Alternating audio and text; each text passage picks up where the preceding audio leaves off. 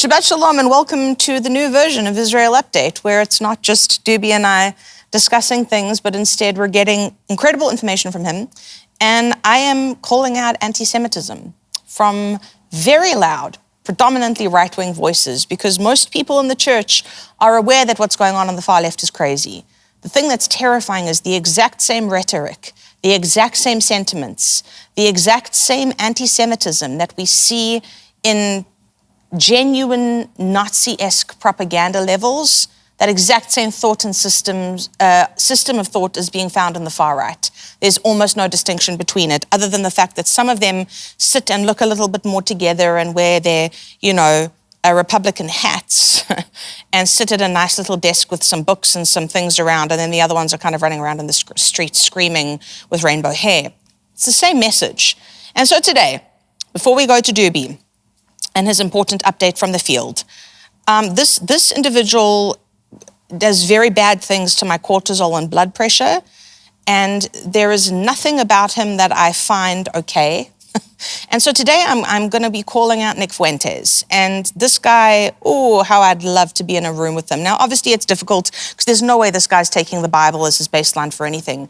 This man is one of the most horrendously anti-Semitic voices, and proud about it, loud about it. This guy would have been in the Nazi high command, except that he doesn't have the intellect for it. But should he have had the intellect for it, he absolutely 100% would have been a Nazi puppet that they dangled and used in concentration camps. There, I said it. So we're going to watch a video now of him. I'm definitely going to be pausing it and calling it out. But this is a person who I understand the far right is a fan of. I think he's loathsome. And I can guarantee you right now that God is not pleased with this person. And I'm okay saying that. So let's go ahead and listen to these vials of hate-filled rhetoric so that we can look at what some people on the far right are listening to and so that we can bring truth to it. Let's roll with this special little treasure, this little treasure trove of anti-Semitic thought. Admire your explanation about sticking up for your friends even if they do something you don't stand for or approve of, and how loyalty is hard to find among us these days. Commendable. How come we cannot extend the same explanation for why Matt Walsh stands/stays with Ben Shapiro? Aren't they like butt buddies? Because Ben Shapiro is Jewish. Because Ben Shapiro is Jewish. Okay? That is the difference. We're in a civilizational war. And Ben Shapiro is on Team Jewish, okay? Okay. Ben Shapiro is on Team Jewish? We're in a civilizational war, is what he's saying? Do you understand the level of danger that this is? This kind of hate-filled speech is exactly what led to the Holocaust. It might be wrapped up, it looks different. Look at him, he's got his little suit on, he's got his little background, he's got his little cap, he's got his little red tie to make sure that everybody knows where he's aligned politically, and what he's spewing out is anti-God filth, okay? Team Jewish, this is hatred. What this man is saying and continuing to say is hatred. Let's keep rolling. Now look, I will be loyal to a Jewish person if he's Team America. I've got some friends, their allegiance is questionable at times, actually. You know what's funny? I have Jewish friends that are Catholic, but they always do a little something that makes you wonder. Imagine if what he just said was about a specific race group.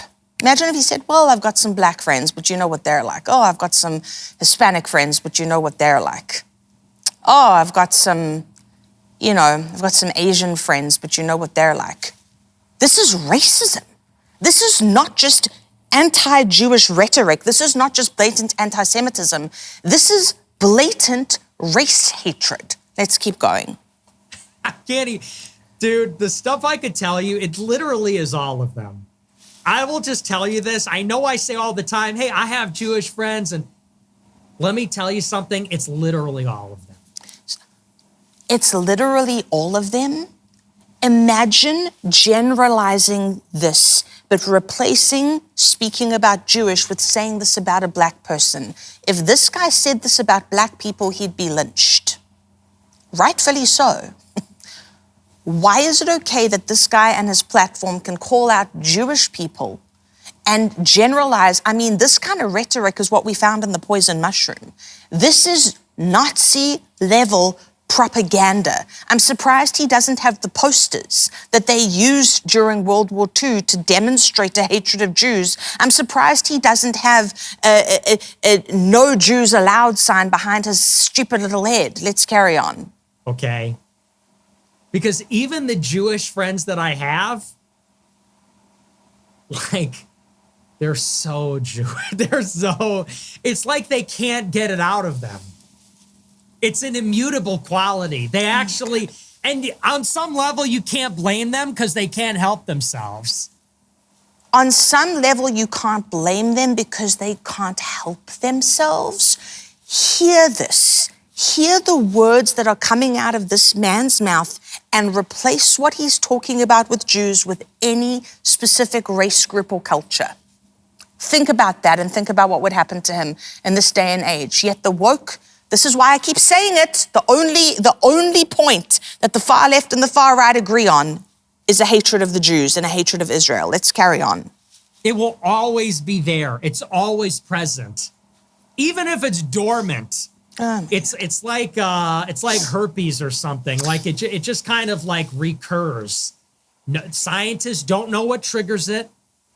It can't be cured. Sometimes it's random, but it will just emerge. Stop, please. He just likened Jewish people to a disease, having herpes, saying that scientists don't know what causes it and he doesn't know what can cure it. Do you understand that this is exactly what Hitler did in an infinitely more sophisticated manner? He said that the Jews were a disease. He called them rats. He called them vermin. He spoke about the need to exterminate them. What this man is likening the Jewish people to is a disease that is found within the blood. That is what Hitler taught. That Jews can't be cured, they can't be converted, they have to be exterminated because it's something wrong with their blood. This is the exact same thought. What this guy is saying right here, that way, there he is, look at him. Oh, he's repulsive. What he is saying is exactly the same as what Hitler was saying. This guy's just saying it a little differently, and he's got his little coffee mug and his podcast mic to make it seem a little bit less intense, and people think, oh, maybe he's got a point. Let's carry on before we close this out. And you just got to keep an eye out. You can't trust him. You can love him, but you can't trust him.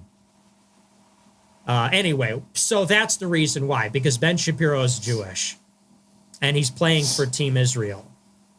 So I can't be close friends with somebody that's Team Israel. I just can't. I can't anymore. I can't be close friends with somebody who's Team Israel. This man, firstly, Ben Shapiro has got more intellect in his tiny baby toe than that man has in his entire being.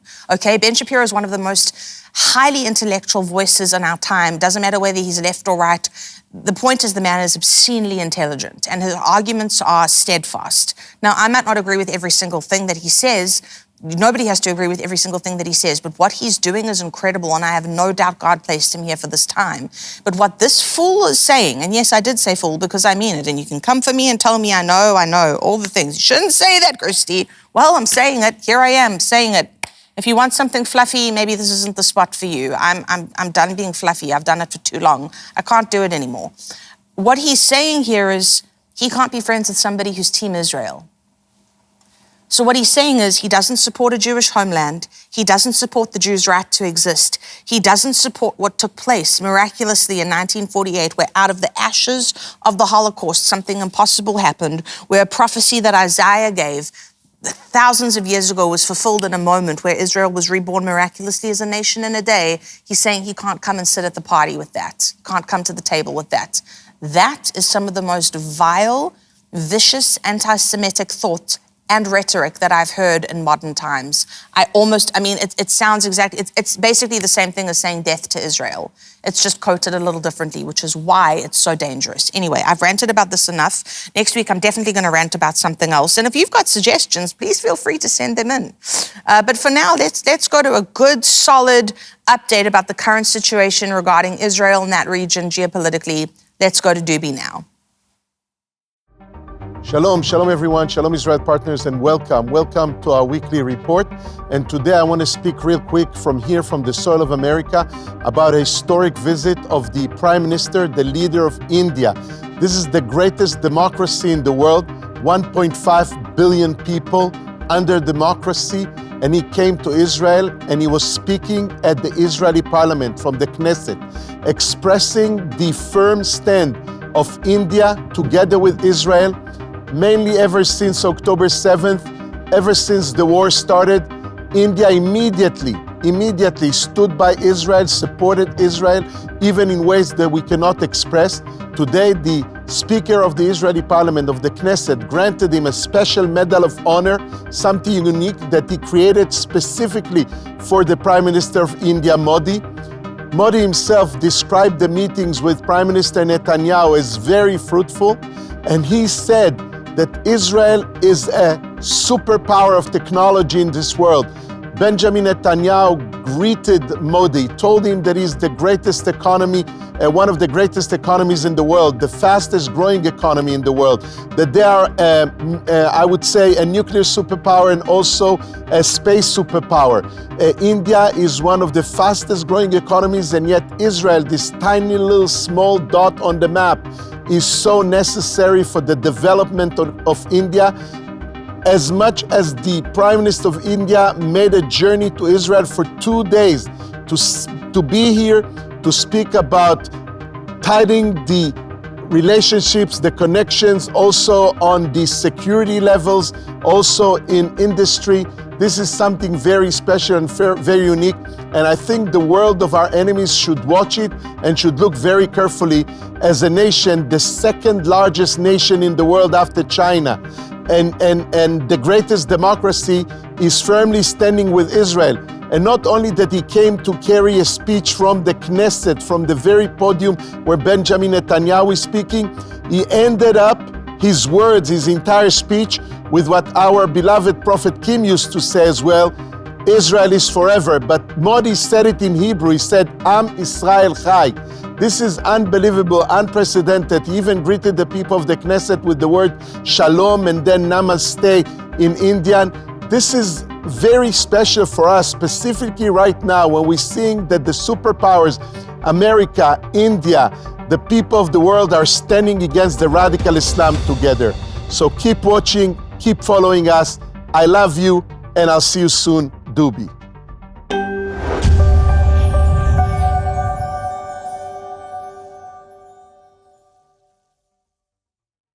Hello, friends.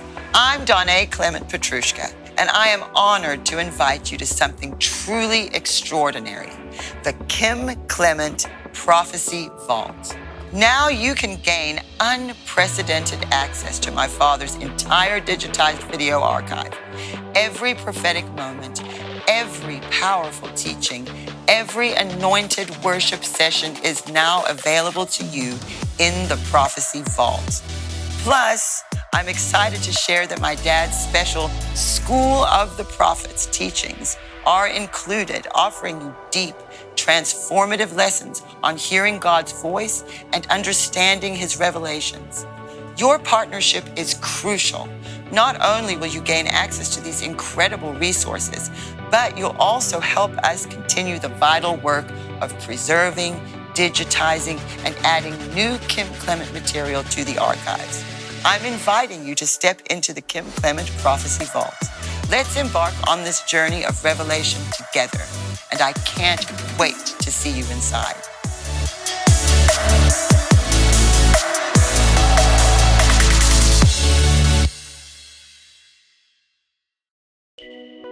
The world is full of misinformation. Truth's never been more valuable or more under attack. As believers, we're called to be people of truth. You should surround yourself with people of like-mindedness. In other words, you got a question about something, especially biblical, okay? Align yourself with someone that is like-minded, you know, and someone that is biblical. Somehow the criteria in Scripture of being a leader has gone away. And this really baffles my mind. And now anybody who's got charisma can lead. Since when was being charismatic part of the criterion needed for leadership? That was never there.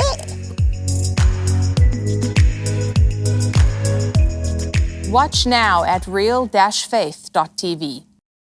We have Andrew Sorcini from Beverly Hills Precious Metals with us today. If someone has a 401k, can they take some of that and purchase gold as an investment for their future? They can, and it's a great way to do it, because if you have an IRA, a government TSP account, a 401k from a company that you used to work at but don't work at anymore, or if you still work at the company and you're over 59 and a half, these can be rolled over into a precious metals IRA.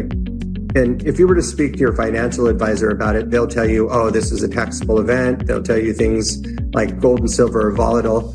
But really, the thing is, they don't want you to get into precious metals because it doesn't benefit them monetarily. I'm here to tell you that your accounts can be rolled into a precious metals IRA without it being a taxable event. And you would own real gold and silver that is stored in a third-party depository that's insured in a lockbox with your name on it. So if someone goes to bh-pm.com, is that the correct website? Okay, and that's going to be on the bottom of the screen. If they go there today, what do they need to do? Okay, so there's an online form there, and the form, almost every page on the website has the online form.